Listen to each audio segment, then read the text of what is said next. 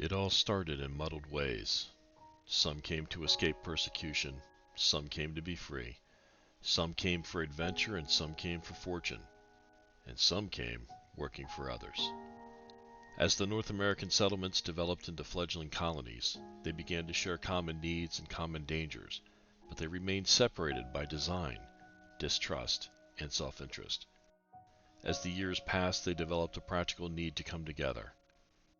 Early attempts at union had led nowhere except to more internal feuds and more tensions inside and outside of the colonies, ultimately leading to the First Global War as the destiny of a continent hung in the balance.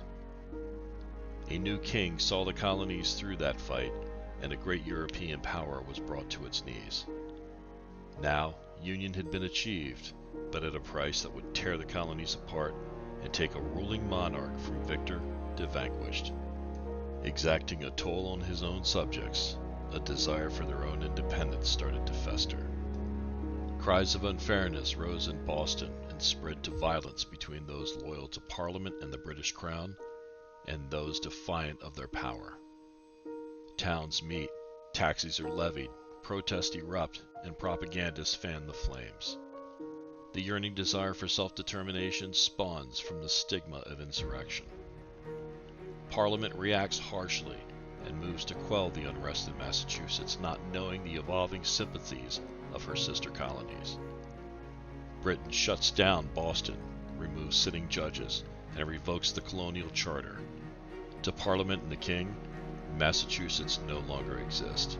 She can no longer be trusted on her own, and her people will learn their place. In a small Massachusetts town in Suffolk County, a stand is taken. Resolutions are drafted that share the sentiments of a people pushed too far. Delivered by hand to the First Continental Congress meeting in Philadelphia by none other than a hard-riding Paul Revere, the vision becomes clear. The colonists push back and tell Parliament and King George III that they instead will learn their place. This is the tucked-away story of one of the most important documents in our national history, one that deserves to be told if for no other reason than to bring light upon those brave common citizens who took a stand to give the Founding Fathers the firm ground they needed to make their stand when they needed it the most.